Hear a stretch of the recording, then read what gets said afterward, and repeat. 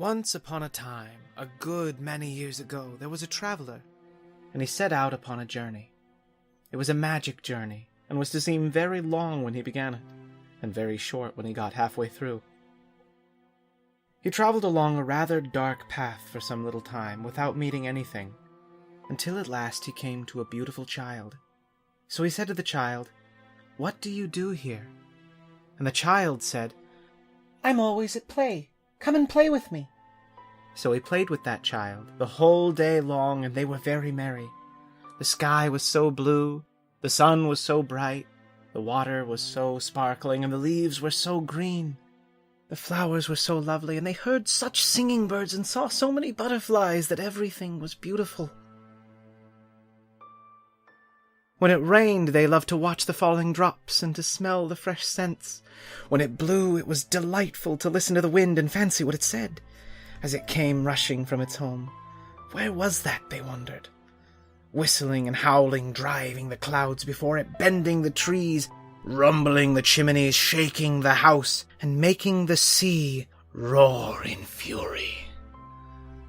But when it snowed, that was best of all.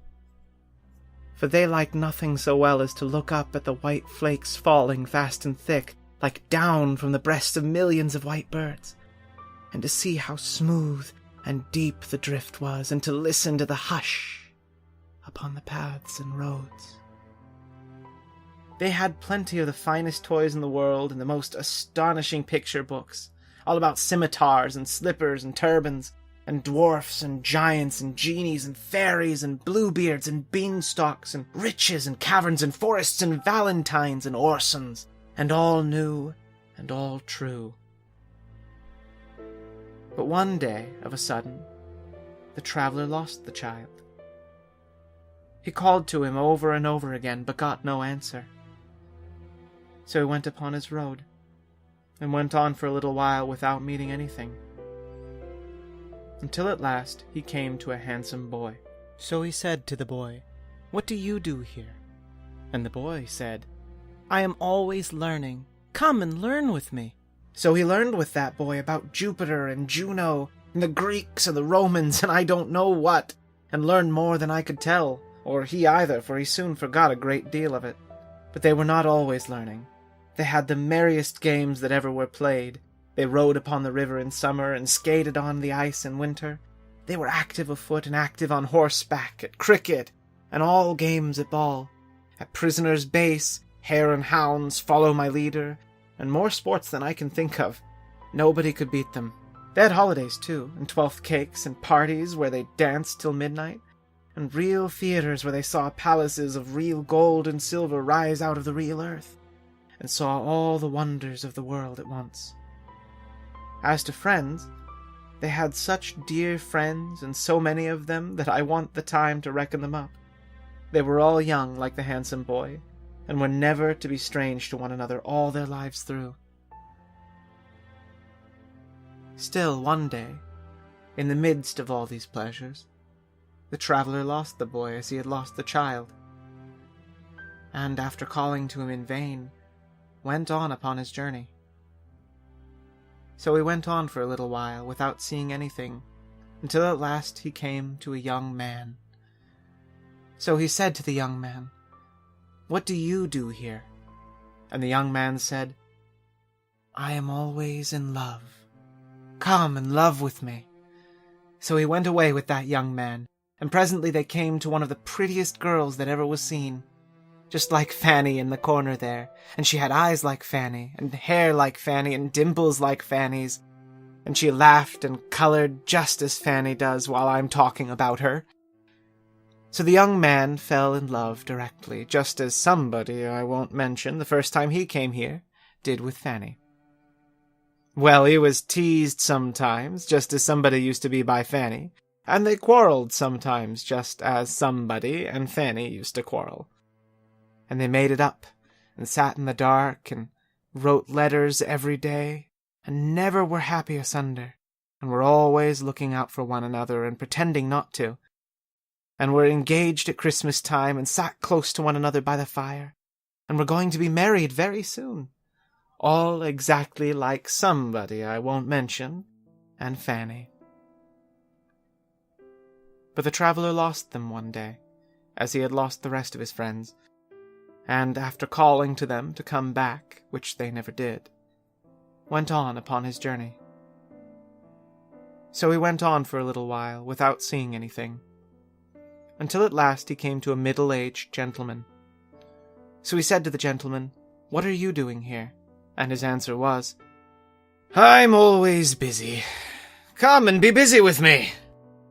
So he began to be very busy with that gentleman, and they went on through the wood together. The whole journey was through a wood, only it had been open and green at first, like a wood in spring, and now began to be thick and dark, like a wood in summer. Some of the little trees that had come out earliest were even turning brown. The gentleman was not alone, but had a lady of about the same age with him, who was his wife, and they had children who were with them too. So they all went on together through the wood, cutting down the trees and making a path through the branches and the fallen leaves, and carrying burdens, and working hard. Sometimes they came to a long green avenue that opened into deeper woods. Then they would hear a very little, distant voice crying, "Father, father, I'm another child. Stop for me." And presently they would see a very little figure growing larger as it came along, running to join them. When it came up, they all crowded round it and kissed and welcomed it, and then they all went on together. Sometimes they came to several avenues at once, and then they all stood still, and one of the children said, "Father, I'm going to sea." And another said, "Father, I'm going to India." And another, "Father, I am going to seek my fortune where I can." And another, "Father, I'm going to heaven." So with many tears at parting, they went solitary down those avenues, each child upon its way. And the child who went to heaven rose into the golden air and vanished. Whenever these partings happened, the traveller looked at the gentleman, and saw him glance up at the sky above the trees, where the day was beginning to decline and the sunset to come on. He saw, too, that his hair was turning grey, but they never could rest long, for they had their journey to perform, and it was necessary for them to be always busy. At last there had been so many partings that there were no children left, and only the traveller, the gentleman, and the lady went upon their way in company. And now the wood was yellow, and now brown, and the leaves even of the forest trees began to fall. So they came to an avenue that was darker than the rest, and were pressing forward on their journey without looking down it, when the lady stopped. "My husband," said the lady, "I am called." They listened, and they heard a voice a long way down the avenue say, "Mother, mother." It was the voice of the first child who had said, "I am going to heaven." And the father said, "I pray not yet. The sunset is very near. I pray not yet." But the voice cried, "Mother, mother," without minding him, though his hair was now quite white, and tears were on his face. Then the mother, who was already drawn into the shade of the dark avenue, and moving away with her arms still round his neck, kissed him, and said, "My dearest, I am summoned, and I go." And she was gone. And the traveller and he were left alone together. And they went on and on together, until they came to very near the end of the wood, so near that they could see the sunset shining red before them through the trees. Yet once more, while he broke his way among the branches, the traveller lost his friend. He called and called, but there was no reply.